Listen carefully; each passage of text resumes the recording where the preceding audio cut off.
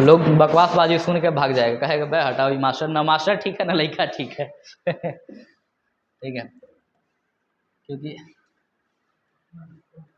सब क्वेश्चन पूछने पर तो आप आते गया है लोग। चलिए देखिए, हाँ वैदिक सभ्यता की हम लोग बात कर रहे हैं। देखिए वैदिक सभ्यता जो था सिंधु सभ्यता के बाद का काल था। ये ऐसा कहा जाता है कि इसका जो टाइम पीरियड था, ठीक है, वो लगभग 1500 बीसी से लेकर 1000 बीसी तक था। ये कितना, ठीक है, 1000 बीसी तक था, ठीक है, बिफोर क्राइस्ट। ठीक, तो 1500 से लेकर 1000 बीसी तक जो चल रहा था उसको वैदिक सभ्यता कहते हैं। वैदिक सभ्यता को दो भाग में बांटते हैं।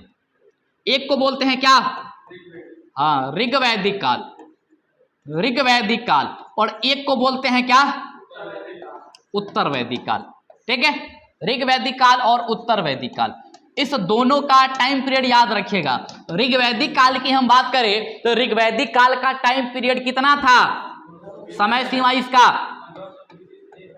1500 से लेके 1000 बीसी तक जो था वो कौन था,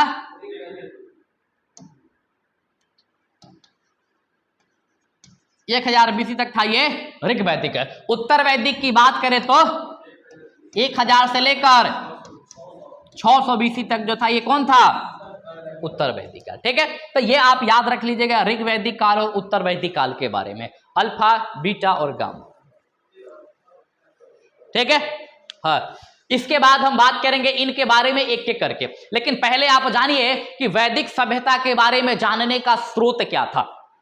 ठीक है, कैसे वैदिक सभ्यता के बारे में जाना गया, तो पहले आप वैदिक सभ्यता के बारे में जानिए, फिर उसके बाद इन दोनों के ऊपर हम लोग चर्चा करेंगे। तो पहला हमारा टॉपिक यही होगा वैदिक सभ्यता के बारे में। वैदिक सभ्यता क्या है, वैदिक सभ्यता क्या है। देखिए इसको वैदिक सभ्यता क्यों कहा गया, सबसे पहला यही बात आता है कि इसका नाम वैदिक सभ्यता क्यों, जबकि इससे पहले हम लोग जो पढ़े थे सिंधु सभ्यता, उसका नाम सिंधु सभ्यता रखा गया था। क्यों, सिंधु नदी के किनारे बसा हुआ था, उसी के बेसिन में सारा के सारा चीज बसा हुआ था ये, इसलिए इसको क्या बोला जाता है, सिंधु घाटी सभ्यता। तो इसका नाम वैदिक सभ्यता क्यों पड़ता है, तो इसके पीछे का कारण याद रखिएगा। इस समय जो है ये वेदों का निर्माण हुआ था।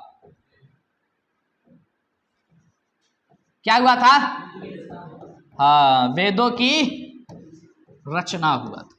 ठीक है, यहां पर वेदें लिखी गई थी, इसलिए इसको क्या बोला जाता है, वैदिक सभ्यता बोला जाता है। और वेदों की रचना तो कितने प्रकार के वेद और कौन कौन से वेद, बोलो कौन कौन सा, ऋग्वेद, आधा ग होगा, ऋग्वेद, यजुर्वेद, सामवेद और अथर्ववेद। ठीक है, तो ऋग्वेद, यजुर्वेद, सामवेद, अथर्ववेद, ये 4 वेद थे, जो 4 वेद उस समय पे फेमस हुए थे ये। ठीक है, फेमस क्या हुए थे, ये 4 वेद है जो इस समय इनकी रचना हुई थी वैदिक सभ्यता में। तो इसी टाइम पीरियड को क्या कहा जाता है, तो इसी टाइम पीरियड को वैदिक सभ्यता कहा जाता है। ठीक, हाँ आप परेशान लग रही हैं, आप क्या बात, मोबाइल चला रही हैं कि लिख रही हैं, क्या कीजिएगा लिख के,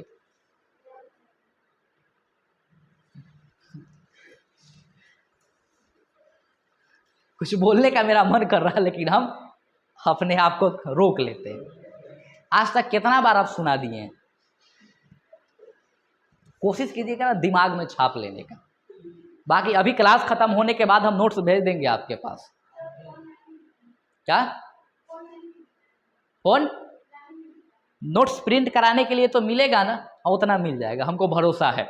ना मिलेगा तो एक बार जो है ना गार्जियन से बात करवा दीजिएगा हम। ठीक है, देते हैं नोट्स, उसके बाद कल से नहीं याद करते फिर समझाते हैं। ठीक, हिसाब किताब करते हैं इसका। चलिए, तो 4 वेद याद रखिएगा, ऋग्वेद, यजुर्वेद, सामवेद और अथर्ववेद। ठीक है, जब हम पढ़ाएं तो सिर्फ आपका यहाँ दिमाग चलना चाहिए, कॉपी और पेन नहीं। यहाँ से जाइए, चलाइए ना कॉपी और पेन, पूरा समय रहता है, लेकिन दिक्कत यहाँ से जाने के बाद पढ़ता कौन है, क्या दिक्कत यही है ना। ठीक है। तो इसके बाद जाइए आप पढ़िए ना, इसके बाद कैसा है कि इसके बाद आप जाइएगा पढ़ने तो कोई आपका मना करेगा कि भाई बैठ कर मत पढ़ो, जाओ काम करो या फिर कोई दूसरा चीज करो। घर वाले भी 2-4 घंटा पढ़ने की अनुमति दे देते हैं, ठीक है। बाकी यहां मत पढ़िएगा, ठीक है। यहां सिर्फ और सिर्फ सुनिएगा, पढ़ना नहीं। क्या करना है? हाँ, सुनना है बस। कहानी कोड कर लीजिए, बाकी सब समझ में आ जाएगा। वैदिक सभ्यता क्यों कहा गया? क्योंकि यहाँ वेदों की रचना होती है, ठीक। पहला कंसेप्ट। दूसरा कंसेप्ट कि क्वेश्चन आता है कि वेदों की रचना किसके द्वारा किया गया? ये वेदों की रचना किसके द्वारा किया गया? ये किसके द्वारा? महर्षि वेद व्यास के द्वारा, ठीक है। हाँ, आप लोग है झंडू बाम। क्या है? झंडू बाम, ठीक है। वही था वो। आधा नाम आप बोले, आधा नाम वो बोले हैं, लेकिन है वही वो। तो उन्होंने वेदों का संकलन किया था, मतलब एक जगह बटोरे हुआ था, लिखा नहीं था उन्होंने, ठीक है। उन्होंने क्या किया था? वेदों को बटोरने का काम किया था। लिखने वाला कोई और था। कौन था? ऐसा कहा जाता है कि वेद जो है वो ईश्वर के द्वारा लिखा गया है। ईश्वर कोई इंसान नहीं है, गॉड की बात हो रही है, ठीक है। ईश्वर के द्वारा लिखा गया हो। अब हो सकता है ईश्वर के कोई प्रतिनिधि के द्वारा लिखा गया हो, या फिर जैसा भी हो। जैसे है ना कि इस्लाम धर्म में कुरान को माना जाता है कि दैवीय किताब है, ठीक है, खुदा के द्वारा बताई हुई चीजें उसमें लिखी गई है, ऐसा बताया जाता है ना। तो उसी प्रकार से वेद के बारे में बताया जाता है कि इसकी रचना भी ईश्वर के द्वारा की गई है, ठीक है। कोई मनुष्य इसका रचनाकार नहीं है, ईश्वर के द्वारा रचना की गई है इसकी, ठीक है। तो बाकी इसके बारे में याद रखिएगा, ठीक है। ईश्वर ने इसकी रचना किया था वेदों के, ठीक है। और 4 वेद है, ऋग्वेद, यजुर्वेद, सामवेद और अथर्ववेद। इन वेदों के बारे में पढ़ने के बाद आपको जानकारी मिलेगा वैदिक सभ्यता के बारे में, और ठीक ठाक मात्रा में जानकारी मिलेगा। लेकिन उसके लिए आपको क्या करना होगा? वैदिक सभ्यता पढ़ना होगा अच्छे से, ठीक है। आइए वैदिक सभ्यता के बारे में हम बात करेंगे एक-एक करके, ठीक है। सबसे पहले इन वेदों के बारे में कुछ बातें आप जान लीजिए कि जो वेद है ये क्या है। ये यहां से कुछ और क्वेश्चन आता है, जैसे क्वेश्चन आएगा वेद, ठीक है, और इस वेद के ज्ञाता कौन है, मतलब इसके पढ़ने वाले को क्या कहते हैं, ठीक है। उसके बाद आएगा कि इस वेद का उपवेद कौन है, इस वेद का उपवेद कौन है, और इस उपवेद के ज्ञानी को क्या कहते हैं, मतलब जो उपवेद का ज्ञाता हो उसको क्या कहेंगे हम। समझे? क्या समझे? हाँ, आइए। तो सबसे पहले तो 4 वेद है, तो 4 वेद यहां फुलफिल कर लीजिए। कौन कौन सा वो 4 वेद है? पहला ऋग्वेद, दूसरा यजुर्वेद, तीसरा, हाँ पढ़ते रहो एकदम, सामवेद, और चौथा अथर्ववेद। अब यहां से क्वेश्चन आएगा कि ऋग्वेद के ज्ञाता को क्या कहते हैं, ठीक है। क्वेश्चन आएगा कि ऋग्वेद के ज्ञाता को क्या कहेंगे, यजुर्वेद के ज्ञाता को क्या कहेंगे, सामवेद के ज्ञाता को क्या कहेंगे। मतलब कि जिसको ऋग्वेद का ठीक ठाक बढ़िया सा नॉलेज हो उसको हम क्या कहेंगे। उसके नाम में एक स्पेशल टाइटल लगता है। जैसे मान लीजिए कि कोई डॉक्टरी का पढ़ाई पढ़ लिया तो नाम के आगे डॉक्टर लगा लिया, कोई इंजीनियरिंग कर लिया तो नाम के आगे इंजीनियर लगा लिया। तो वैसे ही कोई अगर ऋग्वेद पढ़ लेता है तो ये अपना टाइटल क्या लगाएगा, तो इसके ज्ञाता को क्या कहते हैं, इसका टाइटल क्या होता है वो याद रखिएगा। क्या होगा? होत्री, ठीक है, याद रखिएगा, होत्री, ठीक है। या फिर इसी को कहीं कहीं होता भी लिखा होता है, ठीक है। तो होत्री या फिर होता जो होता है इसके बारे में याद रखिएगा कि ये जो है ये ऋग्वेद के ज्ञाता है। ये कौन है? ये, हाँ, मतलब इस व्यक्ति को जिसके भी नाम के आगे होत्री लगा होगा समझ जाइएगा कि ऋग्वेद का ठीक ठाक नॉलेजेबल है। राइटर नहीं, हाँ टाइटल, टाइटल जिसका होत्री हो समझिएगा क्या होगा, ऋग्वेद के ज्ञाता हो। हालांकि ये पहले की बात थी, अब तो कोई भी कुछ भी लगा लेता है टाइटल, ठीक है। लेकिन कायदे से कहा जाता है कि टाइटल पहले वही होत्री लगाते थे जिनको ऋग्वेद का ठीक ठाक ज्ञान होता है। जैसे एग्जाम्पल के लिए विशाल अग्निहोत्री सुने हैं? नहीं सुने हैं? और भी कुछ अग्निहोत्री नाम के टाइटल आते होंगे, ठीक है। चलिए, तो अग्निहोत्री याद रखिएगा, होत्री जो शब्द होगा ऋग्वेद के ज्ञाता को दर्शाएगा, ठीक। इसके बाद यजुर्वेद, ठीक है, यजुर्वेद के ज्ञाता को क्या कहेंगे? अर्धयुग, ठीक है, अर्धयुग, अधरयुग, ठीक है, ये क्या होगा, ये तो ये होगा यजुर्वेद के ज्ञाता। ठीक उसी प्रकार से सामवेद के ज्ञाता होगा, उसको क्या बोलेंगे, उदयात्री, उदगाथा। ठीक है, उदगाथा। ठीक है, तो उदगाथा या उदगाता जो है ये कौन है, ये तो ये हो गए सामवेद के ज्ञाता। जिनको सामवेद का ठीक ठाक नॉलेज होगा उन्हें क्या कहेंगे, तो उदगाथा कहेंगे। ठीक है, उसके बाद अथर्ववेद का नॉलेज जिनको ठीक ठाक होगा उनको क्या कहेंगे, क्या बोलेंगे, क्या, ऋषिकेश, सुरमा भोपाल। ठीक है, होत्री, अधर्यु, उदगाथा, ठीक है, ब्रह्मा। ठीक है, अथर्ववेद के ज्ञाता को क्या कहेंगे, तो ब्रह्मा कहेंगे। अथर्ववेद के ज्ञाता को ब्रह्मा। तो ये 4 वेद और इनके ज्ञाता, एग्जाम में क्वेश्चन पूछा जाएगा कि अथर्ववेद के ज्ञाता को क्या कहते हैं, तो याद रखिएगा ब्रह्मा कहेंगे, सामवेद के ज्ञाता को उदगाथा कहेंगे, यजुर्वेद के ज्ञाता को अधर्यु कहेंगे, और ऋग्वेद के ज्ञाता को क्या कहेंगे, क्या बोलेंगे, कुछ तो बोलेंगे। चलिए, उसके बाद ऋग्वेद का उपवेद क्या है, यजुर्वेद का उपवेद क्या है, सामवेद का उपवेद क्या है, और अथर्ववेद का उपवेद क्या है। देखिए, उपवेद क्या होता है, तो वेदों को ठीक ठाक मात्रा में समझने के लिए प्रयोग किया जाता है, किसका, उपवेद का। जैसे मान लीजिए कि आप ऋग्वेद के बारे में बहुत ज्यादा पढ़ लिए, आप चाहते हैं कि नहीं हमको एडिशनल जानकारी चाहिए, और ज्यादा जानकारी चाहिए, थोड़ा सा हम और क्लियर करना चाहते हैं, तो उपवेद ही बनाया गया है, जाइए उसको भी पढ़िए, और ज्यादा ज्ञान मिलेगा आपको। ठीक है, तो याद रखिएगा ऋग्वेद का जो उपवेद होगा क्या होगा, क्या होगा, आयुर्वेद होगा। जो आयुर्वेद मेडिसिन होता है यहीं से निकल के आया है। ठीक है, आयुर्वेद जो मेडिसिन होता है वो यहीं से निकल के आया है। आयुर्वेद किसका उपवेद है, ऋग्वेद का उपवेद। ठीक है, यजुर्वेद जो है इसका उपवेद क्या हो जाएगा, धनुर्वेद, धनुर्वेद। ठीक है, उसके बाद सामवेद जो है इसका क्या हो जाएगा उपवेद, क्या होगा, गंधर्ववेद हो जाएगा। क्या हो जाएगा, गंधर्व वेद किसका उपवेद, सामवेद का उपवेद। और अथर्ववेद का जो उपवेद हो जाएगा क्या होगा, ये शिल्पवेद हो जाएगा। क्लियर, तो इन वेदों के बारे में आप याद रखिएगा। ठीक है, यहां से ऋग्वेद का उपवेद, आयुर्वेद, यजुर्वेद का उपवेद, धनुर्वेद, सामवेद का उपवेद, गंधर्ववेद और अथर्ववेद का उपवेद। क्लियर है, तो इसके बारे में अल्फा बीटा गामा याद रख लीजिएगा। अब इसके भी कुछ ज्ञाता होते हैं,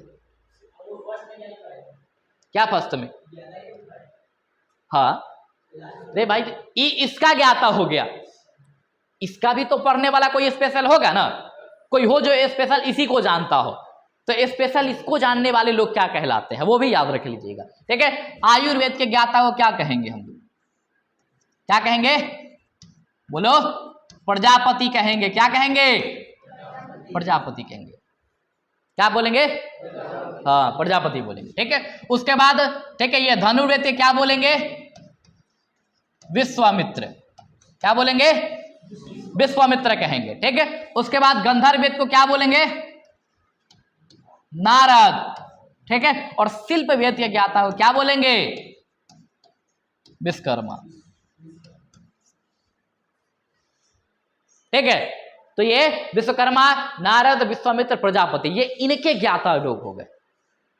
समझे, माथा पर से ऊपर से जाइए रहा होगा क्या, कोई रॉकेट साइंस नहीं है इसमें, कोई फार्मूला नहीं है, टेंशन नहीं लेना है, बस याद रख लेना है कि एगोई किताब है ये, और इस किताब को पढ़ने वाले को ये कहा जाता है, जैसे कुरान पढ़ने वाले को हाफिज कहा जाता है, जानते हैं। ठीक है, उसी प्रकार से इसके पढ़ने वाले को ये कहा जाता होगा, इसके पढ़ने वाले को ये कहा जाता होगा, तो ये पढ़ने वाले को ये अल्फा बीटा गामा जो भी कहना हो वो कहा जाता हो। ठीक है, उसी प्रकार से इस किताब जो है, इस किताब के पढ़ने वाले को भी कुछ स्पेशल नाम दिए जाते हैं। ठीक है, तो ये याद रख लीजिएगा, एग्जाम में यहां से क्वेश्चन आते हैं, यहां से। क्लियर, क्या उपवेद, उपवेद कहते हैं जो वेदों के बारे में एडिशनल जानकारी दे, एक्स्ट्रा जानकारी दे, उसी को उपवेद कह लेते हैं। ठीक है, ऋग्वेद के मतलब वेदों के बारे में स्पेशल जानकारी। ठीक है, इसमें एक और क्वेश्चन बनता है। ठीक है, क्वेश्चन बनता है कि जो चारों वेद है, इन चारों वेदों का ब्राह्मण ग्रंथ क्या क्या है। जैसे ऋग्वेद का ब्राह्मण ग्रंथ क्या है, ठीक है, यजुर्वेद का ब्राह्मण ग्रंथ क्या है, ठीक है, सामवेद का, ठीक है। तो ये पांचों मतलब चारों का चारों और ब्राह्मण ग्रंथ है, ठीक है। लेकिन अभी हम इसको नहीं बताने वाले हैं, ठीक है। पहले आप इसको याद कर लीजिएगा, ठीक है, फिर उसके बाद आगे हम वहां आएंगे, ठीक है। हमको नहीं लगता है कि इतना जल्दी आपसे ये दुख दूर होने वाला है क्या, लेकिन कोशिश कीजिएगा कि समय जो है ये दुख आपका दूर हो जाए, याद हो जाए। खास करके ये वाला टर्म आपको मोस्ट इंपोर्टेंट है, ये याद रखिएगा, मोस्ट इंपोर्टेंट, ठीक है। आयुर्वेद जो है ये एग्जाम में डेफिनेटली क्वेश्चन आता है। देखो ऋग्वेद में क्या था, ऋग्वेद के बारे में याद रखें कि सबसे प्राचीन वेद है ये, वेदों में सबसे प्राचीन कौन सा है, ऋग्वेद है, ठीक है। और आयुर्वेद जो है दवाओं में सबसे प्राचीन है, पुराना है ये। जब भी आयुर्वेदिक दवाई की बात होती है मतलब क्या होता है, जड़ी बूटी की बात आती है, समझ आते हैं कि पुराने तरीके से इलाज हो रहा है इसका, तो याद रख लीजिएगा ये पुराना, ठीक है, याद हो जाएगा ऐसे। यजुर्वेद की बात करेंगे तो यजुर्वेद में युद्ध वगैरह की चर्चा है, किस चीज की, युद्ध और यज्ञ, इसकी चर्चा आपको कहां मिलेगा, यजुर्वेद में। और युद्ध किससे होता था उस समय पर, धनुष चाहिए होता था युद्ध के लिए, बिना धनुष का क्या युद्ध होता था, नहीं, धनुष से चाहिए होता था, ठीक है। तो आप इससे कोड कर लीजिएगा कि धनुर्वेद, यजुर्वेद, क्लियर। सामवेद में संगीत की चर्चा है, ठीक है, जो संगीत के 7 स्वर है, ठीक है, जो 7 सुर है संगीत के, कौन कौन सा, हाँ, सा रे गा मा, ठीक है, पा धा नी, और फिर शुरू हो जाएगा सा, ठीक है। तो ये जो है ये संगीत के 7 सुर जो है ये सुर कहां से निकल के आते हैं, तो सामवेद से निकल के आता है ये। और इसी पे देखिएगा कि पूरे के पूरे संगीत को पिरोया जाता है। कोई नया सिंगर देखिए, कोई भी सिंगर कोई नया गाना गाता हो, कोई भी संगीत अगर गाता हो तो पहले उसको इस पे बिठाएगा, इस पे, ठीक है। संगीत को जब इस पे उसको ट्यून मिल जाएगा, उस पे वो अपने शब्द को जोड़ लेगा, लेकिन ट्यून इसी से बनाने का प्रयास किया जाता है, ठीक है। तो संगीत की चर्चा है, मतलब गीत की चर्चा है, तो ग से गीत और ग से गंधर्व, ठीक है। तो गीत और गंधर्व यहां से याद रख लीजिएगा, ठीक है। बाकी अथर्ववेद के बारे में सीधा याद रख लीजिएगा, शिल्पवेद, ठीक है। तो ये इसके बारे में आपको याद रख लेना है, याद रख लीजिएगा तो आपका काम बन जाएगा यार, क्लियर।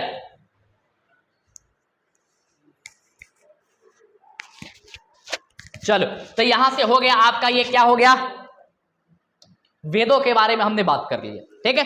अब वेद में जो एक वेद आपको बताया था उधर क्या, ऋग्वेद, इसके बारे में 2-4 बात जानिए 2-4 बात इसके बारे में, क्या जानिएगा इसके बारे में। तो याद रखिएगा कि ऋग्वेद जो है, ऋग्वेद में कितने मंडल है, तो याद रखिएगा ऋग्वेद में टोटल कितने मंडल, 10 मंडल है। बात है ये मंडल क्या होता है, मंडल, चैप्टर है, ठीक है। ऋग्वेद एक किताब है, इस किताब में 10 चैप्टर है, जिसको हम लोग क्या कहते हैं, मंडल कहते हैं, ठीक है। उसके बाद याद रखिएगा कि ऋग्वेद में सूक्त कितने हैं, तो सूक्त, ठीक है, 1028, 4 नहीं, 100 बहुत है, ये लगभग और ज्यादा है ये, ठीक है। ये 1028 है, इसके अलावा और है, लेकिन इतना को मान्यता प्राप्त है, ठीक है। तो एग्जाम में क्वेश्चन आएगा, आप इतना याद रखिएगा, ठीक है। इसमें 4 जोड़ेगा, फिर उसके बाद 64 को और ऊपर से जोड़ेगा, तो और भी है जिसको मान्यता प्राप्त नहीं है, लेकिन इतने सूक्त को मान्यता प्राप्त है, तो इतना आप याद रख लीजिएगा, कोई दिक्कत नहीं, ठीक है। एग्जाम में क्वेश्चन आएगा तो आपसे वही डेटा पूछा जाएगा। आइए, उसके बाद में ऋचाएं कितनी है, इसमें 10,580 ऋचाएं हैं, कहा, ऋग्वेद। मतलब आप ऐसा मानिए कि ऋग्वेद एक किताब है, इस किताब के 10 चैप्टर है, ठीक है। इस चैप्टर में, ठीक है, सूक्त को आप इकाई मान लीजिए, यूनिट मान लीजिए, ठीक है। हाँ, टॉपिक आप कह लीजिए कि इसमें 1028 अलग अलग टॉपिक है, और इस टॉपिक को इतनी लाइनों में डिस्क्राइब किया गया है, ठीक है। तो ये इस टॉपिक का फैक्ट, जैसे मान लीजिए किसी एक टॉपिक का कुछ फैक्ट हो गया, ठीक है, जैसे ये ऋग्वेद एक टॉपिक, उसका ये 4 फैक्ट, उसी प्रकार से ठीक है, ये जो सूक्त है 1028 का, इसका फैक्ट जो है ऋचा के रूप में लिखा जाता है। ठीक है, तो क्वेश्चन है कि ऋचाएं कितनी है, तो 10,580, सूक्त कितने हैं तो 1028, और मंडल कितने हैं तो क्लियर। अब यहां कुछ और चीज पूछा जाएगा आपसे, जैसे मंडल जो है, तो इस 10 मंडलों में कुछ क्वेश्चन आते हैं, जैसे पूछा जाएगा ऋग्वेद का सबसे प्राचीन मंडल, ऋग्वेद का सबसे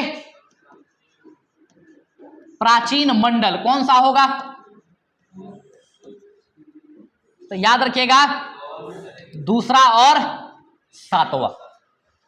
दूसरा और सातवां जो मंडल है, ठीक है, मतलब दूसरा और सातवां चैप्टर सबसे पुराना है ये, मतलब सबसे पहले इसी दोनों को लिखा गया हो।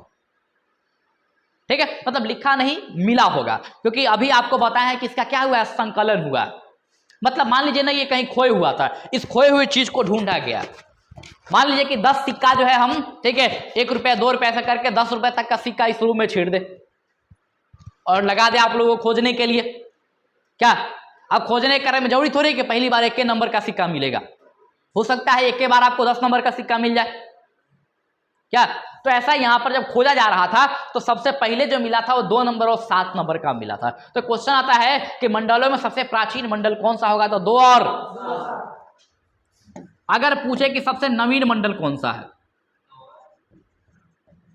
सबसे नवीन अर्थात नया मंडल कौन सा है, तो याद रखिएगा नंबर 1 और नंबर 10, ये सबसे नवीन मंडल है ये। ठीक है, नंबर 1 और नंबर 10 क्या है ये, हाँ सबसे नवीन मंडल है ये, मतलब सबसे बाद में मिला होगा। ये खुदाई हो रहा था तो सारे मंडल मिलने के बाद में ही मंडल मिले होंगे। ठीक है, तो यहां से क्वेश्चन आता है, याद रखिएगा। उसके बाद आप याद रखिएगा अगला किस चीज से, तो आप याद रखिएगा, क्या याद रखिएगा, नवीन मंडल। हाँ, इसके बाद एक याद रखिएगा तीसरा मंडल क्या है इसमें, तो याद रखिएगा गायत्री मंत्र की चर्चा है ये, गायत्री। हाँ, गायत्री मंत्र की चर्चा कहां किया गया है, तो गायत्री मंत्र की चर्चा बोलो ऋग्वेद के किस मंडल में, तीसरे मंडल में। ठीक है, ऋग्वेद के तीसरे मंडल में गायत्री मंत्र की चर्चा किया गया है। ठीक है, गायत्री मंत्र किस देवता को समर्पित होता है, एग्जाम में यह भी क्वेश्चन पूछे हुआ, तो याद रखिएगा सूर्य भगवान के लिए मंत्र बनाया गया था ये। ठीक है, सूर्य देवता को समर्पित है कौन सा ये, गायत्री मंत्र। समझे, गायत्री मंत्र किसको समर्पित है, सूर्य देवता को समर्पित है। ठीक है, चल, तो ये गायत्री मंत्र के बारे में याद रखिएगा। ठीक है, सुने होंगे गायत्री मंत्र कहीं कहीं। ठीक है, कोई बता सकता है क्या था गायत्री मंत्र, हाँ ठीक है, ओम भूर्भुवः स्वः जो है ये तत्सवितुर्वरेण्यम। ठीक है, तो ये जो है ये हमको तो पढ़ाना ही है, तो हमको तो मजबूरी हो जाता है याद करना। अच्छा, स्कूल में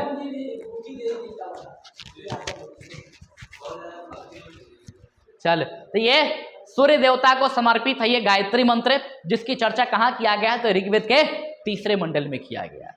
क्लियर है। इसके बाद ऋग्वेद के मंडल में एक मंडल है, याद रखिएगा 9वां मंडल, नहीं उससे पहले एक याद रखिएगा 7वां मंडल। कौन सा मंडल, 7वां मंडल। ठीक है, 7वें मंडल में याद रखिएगा दशराज युद्ध की चर्चा है। कौन सा युद्ध है, दशराज युद्ध की चर्चा है। कौन सा युद्ध, दशराज युद्ध। ठीक है, ब्यास नदी के तट पे एक युद्ध हुआ था, दशराज का युद्ध, जिसमें आर्य और अनार्य थे, 10 राजाओं का युद्ध हुआ था ये। ठीक है, आर्य और अनार्यों के बीच में युद्ध हुआ था। आर्य जो है वो मध्य एशिया के क्षेत्र से आए थे, उनसे, और भारतीय के जो लोग थे, भारतीय कबीला जिसको अनार्य कहा जाता था, तो इन दोनों के बीच युद्ध हुआ था यहाँ पर। ठीक है, इसी को दशराज का युद्ध कहा गया। तो याद रखिएगा दशराज युद्ध की चर्चा कहाँ किया गया था, ऋग्वेद के 7वें मंडल में। क्लियर है, बताइए ऋग्वेद के पहले मंडल में, ऋग्वेद का सबसे प्राचीन मंडल। ठीक है, 2 और 7, सबसे नवीन मंडल कौन होगा? हाँ ठीक है। उसके बाद गायत्री मंत्र की चर्चा तीसरे मंडल में, दशराज युद्ध की चर्चा सातवें मंडल। क्लियर है? हाँ आइए ना, आ रहे हैं। नवा मंडल, नवा मंडल में किस चीज की चर्चा है? और एग्जाम में ठीक ठाक मात्रा में क्वेश्चन पूछा जाता है यहाँ से। ठीक, याद रखिएगा कि नवे मंडल में सोम देवता का उल्लेख है। किसका? सोम देवता की चर्चा है ये। अब कौन थे ये सोम देवता? तो याद रखिएगा इनको जंगल की देवता कहा जाता था।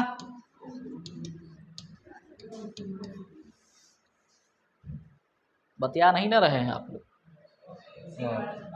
मत बतियाइएगा, बतिया लिया यहाँ से जब जाइएगा ना, ठीक है, तो आराम से बैठ के खूब बतियाइएगा इसी के बारे में। ठीक है, यहाँ आप सिर्फ और सिर्फ मुझसे बतियाइए, यहाँ आप सिर्फ और सिर्फ हाँ जो डाउट है वो हमसे क्लियर कीजिए। क्या ये इनको उस नेचर के मतलब नेचुरली कहा जाता था कि पूरे जंगल की देवता माने जाते थे। कबीला उबीला की कोई बात नहीं हो रही है। ठीक है, जंगल में जो भी चीज नेचुरली होता है, पेड़ पौधा लेके ये सब अल्फा बीटा गामा जो भी होता है, इस सब चीज का देवता इनको माना जाता था। और साथ ही साथ इनको पेय पदार्थ की देवता भी मानी जाती है। क्या? पेय पदार्थ की देवता। एक आप लोग सुने होंगे सोम रस के बारे में, सोम रस के बारे में। तो ये जो सोम रस होता है ये हाँ ठीक है, जिसमें खास करके अभी जो हम लोग जानते हैं तार खजूर का जो होता है वो, ठीक है, ताड़ी, ठीक है, सोम रस है वो। तो पहले जो लोग बड़ा आनंद से इसको पिया करता था। हाँ बोलो। ठीक है, नहीं फायदेमंद है, लेकिन नेचुरली पीजिएगा तब। ठीक है, जो वो मतलब कि जो गद्दी पर ठेके पर मिलता है, ठीक है, उसमें बहुत कुछ मतलब मिलावट होती है। ठीक है, तो कभी आनंद लीजिएगा, ठीक है, ताजे पेड़ का। ठीक, चलो, तो याद रखिएगा कि सोम रस जो होता था, इस सोम रस को, ठीक है, जो भी बड़े बड़े लोग होते, खासकर कहा था कि आर्य लोग जो आए थे भारत में ना, वो लोग सोम रस को बहुत ज्यादा मतलब कि पसंद करता था और खूब पीता था इसको। ठीक है, तो ये सोम रस यहीं से निकल के आया सोम देवता।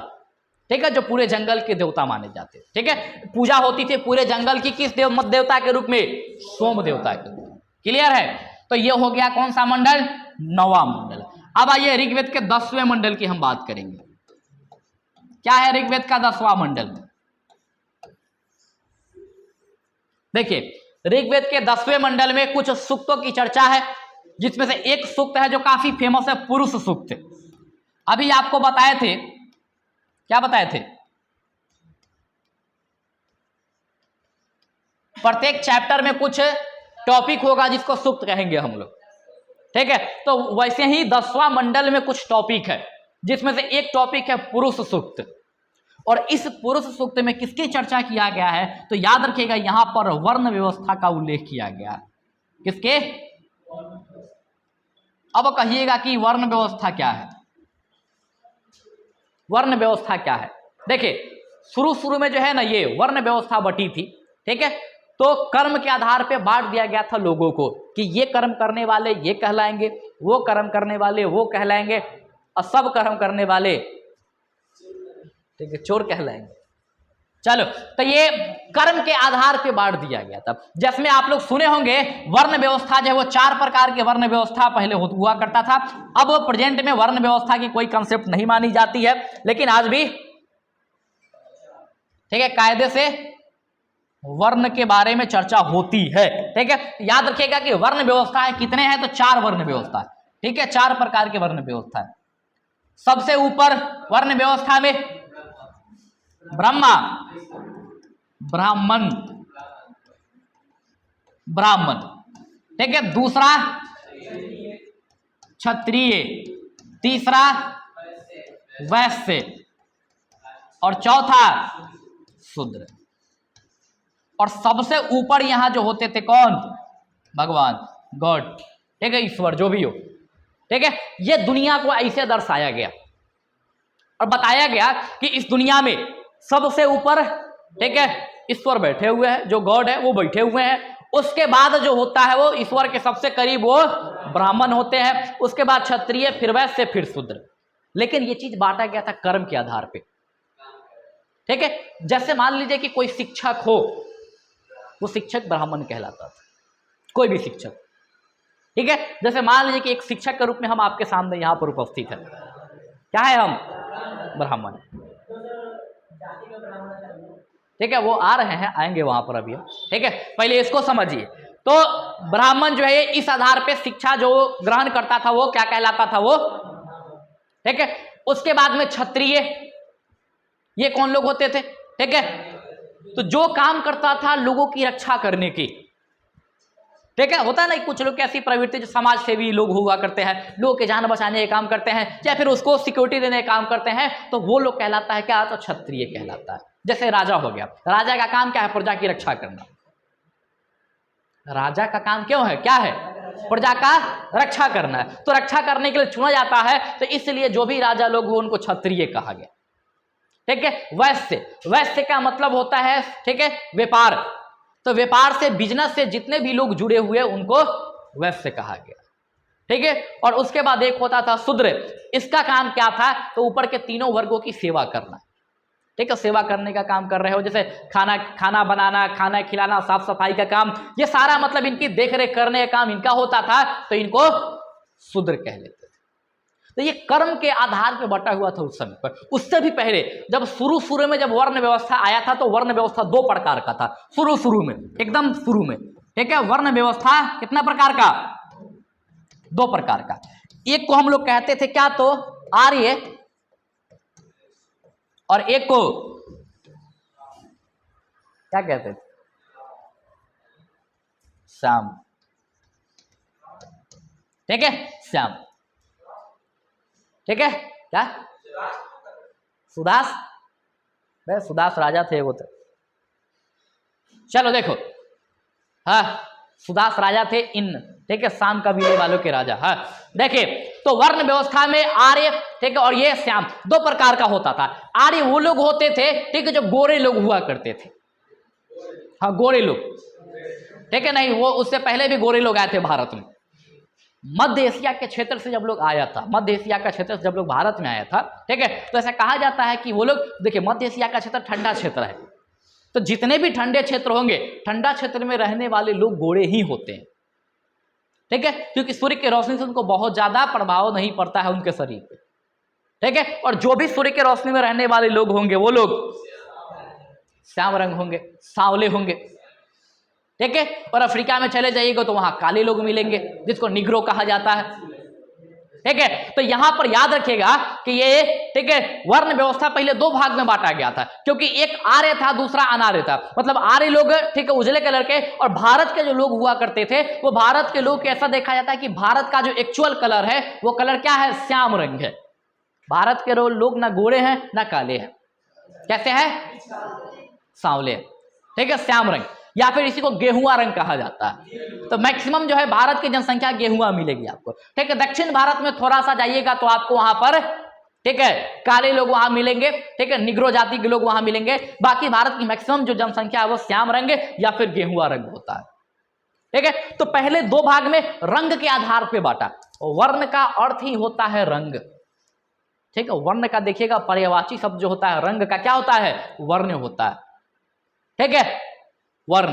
तो याद रखिएगा कि जो वर्ण है ये, ठीक है, ये दो प्रकार से पहले बांटा गया, रंग के आधार पे, फिर बाद में यहां पर बांटा गया किसके आधार पे? कर्म के आधार पे, ठीक है।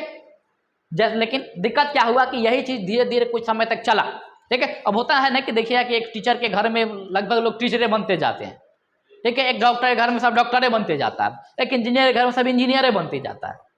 तो ऐसे दो चार पीढ़ी जैसे ही बीती होगी ना, अब यहां से कंसेप्ट चेंज हो गया होगा। अब क्या हुआ होगा कि नहीं, अब ब्राह्मण के घर में जो जन्म लेगा वो ब्राह्मण ही होगा, ठीक है। क्षत्रिय के घर में जो जन्म लेगा वो क्षत्रिय ही होगा, वैश्य के घर में जो जन्म लेगा वो वैश्य ही होगा, और शूद्र के घर में जो जन्म लेगा वो शूद्र ही होगा। क्लियर कर दिया गया। जबकि पहले था कि नहीं, ब्राह्मण कहीं भी हो सकता था। अगर शूद्र के घर में कोई जन्म ले और वो अगर पढ़ाई लिखाई कर ले और बेहतरीन नॉलेज अगर पा लेता हो तो वो क्या कहलाएगा? वो हाँ, तो एक शूद्र भी ब्राह्मण बन सकता था, ठीक है। लेकिन बाद में क्या किया गया कि इसको कर्म के आधार पे बांट दिया, मतलब जन्म के आधार पे बांट दिया गया। जो जिस घर में जन्म लिया उसी का हो गया। जैसे आज भी आप देखिएगा वही चलता है, ठीक है। जैसे कि कोई ब्राह्मण घर में जन्म लेता है तो जन्म से ही ब्राह्मण कहलाता है। कोई अगर क्षत्रिय घर में जन्म लेता है तो जन्म से ही वो क्षत्रिय कहलाता है ना। तो आज की जो व्यवस्था चल रही है, ठीक है, वो किस आधार पे? जन्म के आधार पे। पहले जाति डिसाइड होता था किसके आधार पे? कर्म के आधार पे। लेकिन बाद में डिसाइड होने लगा किसके आधार पे? जन्म के आधार पे, ठीक है। तो अभी जो है जो जिस घर में जन्म लिया वही होगा। अगर इधर उधर किया तो निपटा दिया जाएगा, ठीक है। ऐसा माना जाता है कि नहीं, इसका जन्म उस मतलब कि पार्टिकुलर ये जाति में हुआ है, धर्म में हुआ है, तो उसी धर्म के ये लोग हैं, ऐसा मानते हैं लोग, ठीक है। जरा सोचिए थोड़ा सा, ये धर्म जो भी ये चीजें बनाई हुई है, ये सारी चीजें क्या है? ये मनुष्य के द्वारा बनाई गई व्यवस्था। ये जो भी चीजें आप देख रहे हैं, वर्ण व्यवस्था, जाति व्यवस्था, धर्म व्यवस्था, ये सब किसके द्वारा बनाया गया है? मनुष्य के द्वारा। ईश्वर ने एक ही चीज बनाया था, इंसान, ठीक है। बाकी जो चीजें यहाँ आके बटी, ठीक है, जाति ये इस जाति का हो गया, वो इस धर्म का हो गया, ये बाद में बटने शुरू हो गए। बाकी ईश्वर ने बनाया क्या? इंसान बनाया, और उसने धर्म भी इंसानियत ही रखी, ठीक है। ओरिजिनल धार्मिक वही है जिसके अंदर इंसानियत बाकी हो, ठीक है। क्योंकि ईश्वर ने इंसान बनाया है, ठीक है, ये अलग अलग धर्म के लोग नहीं बनाया है। अगर ईश्वर अगर चाहते, अगर मान लीजिए कि ऊपर वाला अगर ऐसा चाहते कि हमको जो है ये इस धर्म में भेजना है पार्टी को, जैसे मान लीजिए कोई ए धर्म है, कोई बी धर्म है, कोई सी धर्म है, मान लीजिए अगर हमारा जन्म ए धर्म में होता है, ठीक है, मान लीजिए कि मेरा जन्म जो है वो किस धर्म में हुआ? ए जन्म में, ठीक है। और जन्म के तुरंत बाद हमको बी धर्म में छोड़ दिया जाए, ले जाके मेरा पालन पोषण यहां हो, तो हमारे ऊपर किस धर्म का प्रभाव रहेगा? बी धर्म का रहेगा, जाहिर सी बात है, ठीक है। एक बच्चा जब जन्म लेता है उसको कुछ नहीं पता होता है, ठीक है, उसको जिस धर्म में छोड़ दिया जाए उसी धर्म में वो रहता है, वो और वो उसी चीज को सारा प्रायोरिटी मानता था। ऐसा एग्जाम्पल आपको मिलेगा कबीरदास के बारे में। कबीरदास की स्टोरी पढ़िएगा तो कहा जाता है कि एक मुस्लिम दंपति ने उनको जन्म दिया था, लेकिन उनका पालन पोषण जो है वो एक हिंदू दंपति के द्वारा किया गया था, ठीक है। तो ये कंसेप्ट आपको देखने को मिलेगा यहां पर, ठीक है, कबीरदास के बारे में। क्या अभी तो फैक्ट हमको ना याद है, देख लीजिएगा, ठीक है। कबीरदास अच्छे आदमी थे, भले आदमी थे, ठीक है।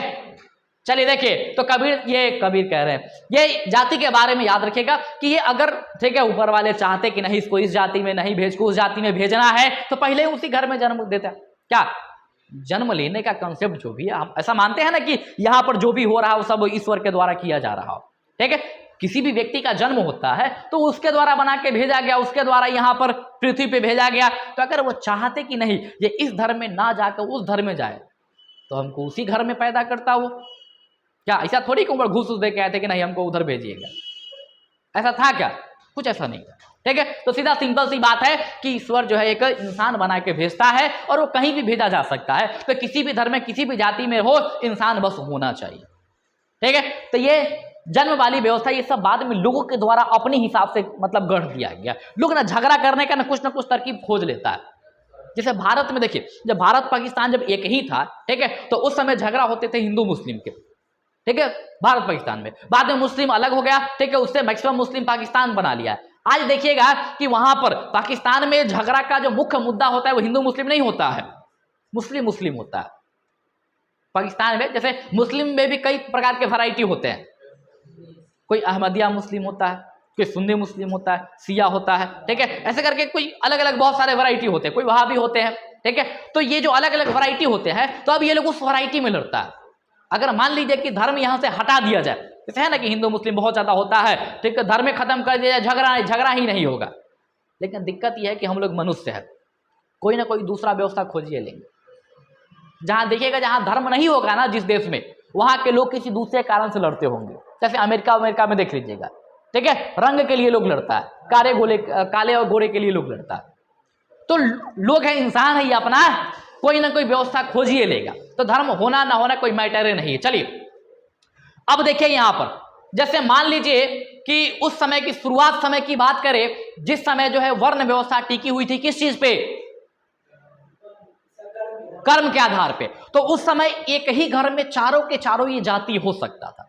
जैसे मान लीजिए कि हम एक शिक्षक हो गए, मान लीजिए कि हम एक शिक्षक हो गए, तो हम क्या हो गए? ब्राह्मण हो गए, जाहिर सी बात है इस वर्ण में आ गए हम, ठीक है। मान लीजिए कि मेरे घर में कोई एक जो है वो, ठीक है, डिफेंस में चला गया हो, सेना ज्वाइन कर लिया हो, आर्मी ज्वाइन कर लिया हो। मान लिया कि मेरे भाई जो है वो आर्मी ज्वाइन कर लिया हो, तो डिफेंस में अगर गए तो क्या हो गए? वो क्षत्रिय है, क्योंकि जाहिर सी बात है कि वो रक्षा करने जा रहे हैं, ठीक है, देश की रक्षा करने जा रहे हैं, और रक्षा करने वाले को क्या कहते हैं? क्षत्रिय कहते हैं। ये कंसेप्ट एक हो गया। हमारे पिताजी बिजनेस करते हैं, पिताजी क्या करते हैं? बिजनेस करते हैं, तो पिताजी क्या हो गए? वैश्य हो गए। और मान लीजिए कि हमारे घर में माता हमारी जो है वो, ठीक है, तीनों लोगों की, सभी लोग जितने भी लोग सबकी सेवा करती है, तो क्या हो गई? वो शूद्र। मतलब एक ही घर में आप कर्म के आधार पे सबको आप रख सकते थे, ऐसा उस समय पॉसिबल था। लेकिन बाद में चीजें बदल गया कि नहीं, अब जो ब्राह्मण के घर में जन्म लेगा वो ब्राह्मण ही कहलाएगा, भले वो मतलब कि कितना हो मूर्ख काहे नहीं हो, लेकिन वो शिक्षक ही कहलाएगा। अगर कोई शूद्र के घर में जन्म लेता हो, चाहे वो कितना हो विद्वान क्यों ना हो, शूद्र कहलाएगा वो, ठीक है। तो ऐसी चीजें बाद में कर दी गई थी, जो उत्तर वैदिक पीरियड में प्रचलन में आया था ये सब। जबकि ऋग वैदिक पीरियड में बात कीजिएगा शुरुआती दौर में, तो वहां वर्ण व्यवस्था किस चीज पे आधारित था? कर्म पे आधारित था, ठीक है। तो ये सारी जो जिक्र किया गया है, कहां किया गया है? ऋग्वेद के कहा? पुरुष सूक्त में। ऋग्वेद के कहा? पुरुष सूक्त। क्लियर है? तो ऋग्वेद के पुरुष सूक्त से संबंधित ये दो चार बातें आप यहां से याद रख लीजिएगा, ठीक है। तो ऋग्वेद से जो बनने वाले क्वेश्चन थे वो याद रख लीजिएगा। देखिए ऋग्वेद में कुछ देवताओं का उल्लेख है, कुछ देवता के नाम याद रखिएगा ऋग्वेद में, ठीक है। जैसे ऋग्वेद में एक देवता है अग्नि देवता, उससे पहले भी एक देवता इंद्र, इंद्र बहुत फेमस है, ठीक है। इंद्र देव के बारे में याद रखिएगा। इंद्र देव जो थे ये किस चीज के देवता थे? हाँ, युद्ध और वर्षा के देवता थे, याद रखिएगा। ये युद्ध और वर्षा के देवता थे कौन? इंद्र, ठीक है। इंद्र को जो है याद रखिएगा, इनको पुरंदर के नाम से जाना जाता है। किस नाम से? पुरंदर के नाम से। पुरंदर शब्द का अर्थ होता है किला तोड़ने वाला, किला ढाहने वाला, ठीक है। मतलब कैसा कहा था कि एक बड़ा ही मतलब बलवान व्यक्ति थे ये, ठीक है, पुरंदर, जिसको इंद्र कहा जाता था, ठीक है। तो एक मजबूत देवता के, युद्ध के देवता के रूप में जाना जाता था इनको, और वर्षा के देवता के रूप में जाना जाता था किनको? हाँ। इंद्रदेव से एक और क्वेश्चन आएगा कि इंद्रदेव की चर्चा ऋग्वेद में कितनी बार है? तो याद रखिएगा कि ऋग्वेद में सबसे ज्यादा चर्चा इसी भगवान की है, ठीक है। इंद्रदेव की कितनी बार? लगभग 250 बार चर्चा है ये। कहां पर? ऋग्वेद में। तो क्वेश्चन है कि ऋग्वेद में इंद्रदेव की चर्चा कितनी बार की गई है? तो याद रखिए कितना बार? 250 बार, ठीक। इसके बाद अगले देवता याद रखिएगा, अग्नि देवता, अग्निदेव, ठीक है। अग्निदेव किस चीज के देवता थे ये? किस चीज के? मध्यस्थता,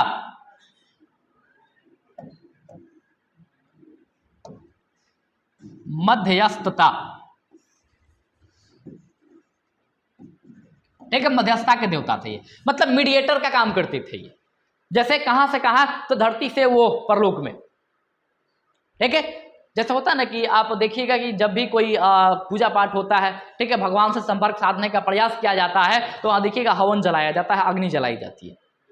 तो इस बात का संकेत है कि प्रयास किया जाता है भगवान से कनेक्ट करने का। तो जो भी वहां पर बात होगी, ठीक है, हवन जल रहा हो और उसके सामने बैठ के लोग मंत्र पढ़ रहा होता है, जो जो ईश्वर से चाहिए होता है अपना मांग रहा होता है, तो कहा जाता है कि वो ऊपर से नीचे के वो कनेक्ट करने का काम वही करवाते हैं, ठीक है। तो मध्यस्थता की देवता माना जाता है किसको? अग्निदेव को माना जाता है। अब क्वेश्चन यहां से यह भी बनता है कि अग्निदेव की चर्चा ऋग्वेद में कितनी बार है? तो दूसरे देवता है जिनकी चर्चा सबसे ज्यादा बार किया गया है, ये 5 बार, 500। तो पहले इनको लिखते 200, ठीक है। याद रहे कितनी बार? 200 बार। तो 200 बार अग्निदेव की चर्चा किया गया है, कहां पर?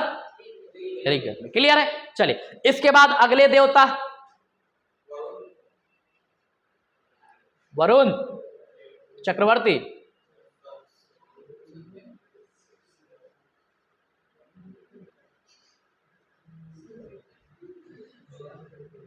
चलो देखो कुछ और देवता के नाम देखो, कुछ और देवता में एक याद रखिएगा मारुत। मारुत, अब पूछे मारुत किस चीज के देवता थे तो याद रखेगा ये तूफान के देवता थे। ठीक है, एक देवता थे जिनका नाम था रुद्र, ये किस चीज के देवता थे? ठीक है, किस चीज के? गुस्सा वाले देवता थे। ठीक है, बहुत ज्यादा गुस्सा वाले देवता इनको माना जाता था। ठीक है, तो भस्म कर देंगे जला के एकदम 2 सेकेंड में। ठीक है, तो ऐसे देवता हुआ करते थे। ठीक है, बाद में पशुओं के देवता माना गया, किसको? पशुओं के देवता माना गया। फिर उसके बाद में दलितों के देवता माने गए,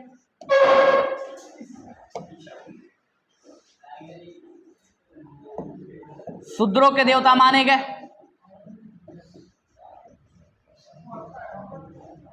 शूद्रों के देवता माने गए। ठीक है, क्लियर है? तो ये देवताओं के बारे में आप याद रखिएगा। ठीक है, मारुत, रुद्र, इंद्रदेव, अग्नि, अल्फा बीटा गामा याद रख लीजिएगा। ठीक है, और भी नोट्स मिलेंगे, 2-4 और देवता उसमें एक्स्ट्रा होगा, पढ़ लीजिएगा एक आध बार उसको। ठीक है, बाकी इस प्रकार से ऋग्वेद के बारे में जो कंसेप्ट था अपना खत्म। अब इसके बाद कुछ और किताब है, जैसे उपनिषद के बारे में है, वेदांग के बारे में है। ठीक है, दर्शन है कुछ 6 गो, तो दर्शन के बारे में, उपनिषद के बारे में, वेदांग के बारे में, इनके बारे में हम लोग अपने कल की क्लास में चर्चा करेंगे और कोशिश करेंगे कल वैदिक सभ्यता अपना समाप्त हो जाए। ठीक है, क्लियर?